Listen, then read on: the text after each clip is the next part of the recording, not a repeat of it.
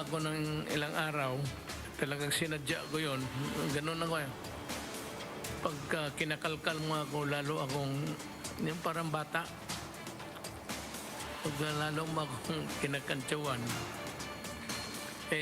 mas lalo akong gagana. Sabihin mo na itong isa, nasaan ang presidente?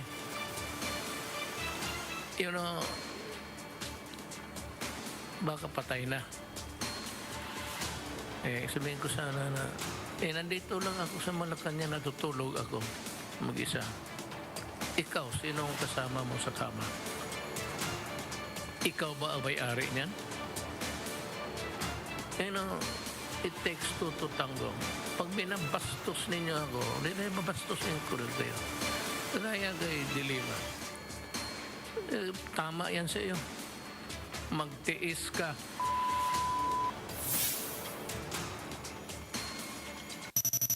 That was President Rodrigo Duterte on his recent absence from the public eye. In the resumption of his weekly public address last night, Duterte also said he's willing to waive his slot for the COVID-19 shot and reiterated the global shortage in vaccines. Still on concerns regarding Duterte, a recent SWS poll finds 65% of Filipinos saying the president's health is a public matter. Malacanang has been adamant about not releasing his medical bulletin, insisting that the president is not sick. Speaking of Malacanang, Pala spokesperson Harry Roque earns the public's ire anew after apparently taking offense at critics questioning how he quickly got admitted despite the congestion in most hospitals. The chief of the vaccine expert panel agrees with OCTA research's suggestion that vaccinating 35% of the population is enough to achieve herd immunity. Most of these would be from high-risk areas like the NCR plus bubble. And nearly 2,000 jeepneys have been allowed to resume operations starting today. 62 routes in Metro Manila have been reopened.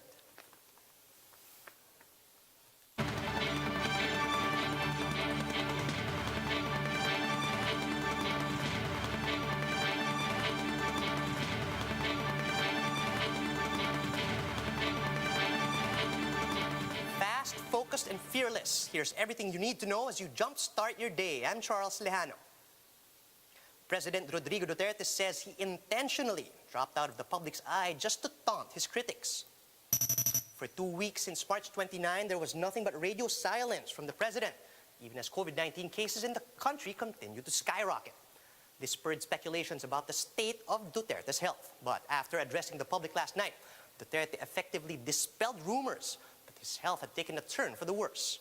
In fact, the president was very much alive, and he was just really missing in action while the country battled one of Asia's worst COVID-19 outbreaks. If you want me to die early, you must pray harder. Noong nawala ako ng ilang araw, talagang sinadya ko yun. Total naman yung pamasahe ko, hindi naman sa gobyerno. So I go home just to be there and come back the following day. Meanwhile, Duterte downplayed concerns about the country's slow vaccination rollout, even as analysts and health experts in the U.S.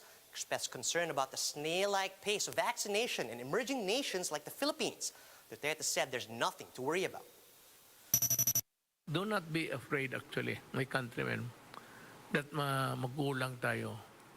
Magkulang tayo sa medisina. Nagkulang tayo sa vaccine. Yung problema na yan, hindi lang atin. Ang problema na yan hanggang sa buong daigdig yan. More and more Filipinos agree that President Duterte's state of health, is a public matter. That's according to the latest SWS survey conducted in September of last year. The survey found that 65% of respondents believe that the president's health is a public concern. That's 4 percentage points higher than the results of the survey done in 2019 and 2018. Recall that Filipinos took to social media to ask the whereabouts of Duterte after skipping 2 scheduled addresses last week. And his longtime aide has since released photos of him doing recreational activities in a bid to prove his condition.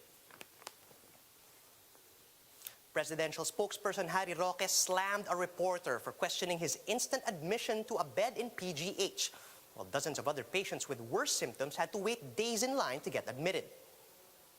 Roque sees nothing to worry I about. think that's an unchristian question. Ang aking assurance lang sa administrasyon po ni Presidente Duterte, lahat ng merong pangangailangan medikal, mabibigyan po ng tulong. At yan na rin naman po ay dahil din doon sa ating sinulong na universal healthcare noong 17th Congress. Roque sees nothing wrong about the way he got admitted to a hospital room with ease, claiming that anyone who needs medical attention could get it the same way he did. But the spokesman's claim that everyone is on equal footing when it comes to receiving medical aid is inconsistent with the situation on the ground, as hospitals in the metro are already operating beyond capacity, as new COVID-19 patients are asked to wait for days, if not outright refused admission. In effect, many patients have to cross borders to seek medical aid in nearby provinces.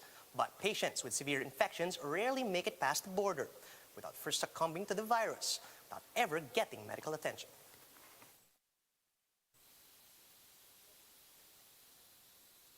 The vaccine expert panel agrees with the OCTA research group's proposal to focus vaccination efforts in Metro Manila. Speaking with the chiefs, vaccine expert panel head Nina Gloriani said that to achieve herd immunity, the government should vaccinate more people from higher risk areas, including NCR. Gloriani added that the rest of the population should wait, since it's uncertain how the virus will change. And because of this, she warns that COVID vaccinations might become a yearly event. They're already testing the new forms of vaccine. Ang tawag natin dyan, second generation vaccines or updated vaccines. So we foresee that for COVID, para siyang flu na taon-taon meron tayo, naiiba ang laman. Kasi so ma'am, every year meron tayong ganitong pila every year. Oo nga, ano ba yan? Realistically speaking, di ba? Parang every year. Meron namang possibility ng yung iba will have long-lasting immunity. Nearly 2,000 jeepneys are allowed to resume operations in the NCR starting today. The LTFRB said 62 routes have been reopened for over 1,900 traditional and modern jeepneys. The agency reminded jeepney operators and drivers to strictly follow health protocols as they return to the road. The Bureau also said erring drivers and violators will be fined and will have their certificates of public convenience revoked. Over in the UK, the British government has finally decided to reopen the economy after 3 months of strict lockdown measures. As a result, crowds lined up outside shops, pubs, and salons to experience the outside world. Some folk even queued at bars after midnight to raise a pint with fellow revelers. Recall that hundreds of thousands of businesses in the UK have been closed since January, when England entered into a third lockdown following a surge in infections. Prime Minister Boris Johnson said that reopening was a major step towards freedom, but he still urged caution as COVID-19 remains a threat. However, Wales, Scotland, and Northern Ireland are reopening at a different pace, depending on their respective governments. And that's how the day is shaping up to be. Join us again later at 10 a.m. as we monitor the day's biggest stories from sunrise to sundown. You can also catch One News on Signal Play. Just register for a free account at www.signalplay.com so you can stream One News live anytime, anywhere. I'm Charles Lejano. Mask on, wash hands, and stay safe, Philippines. We are One News.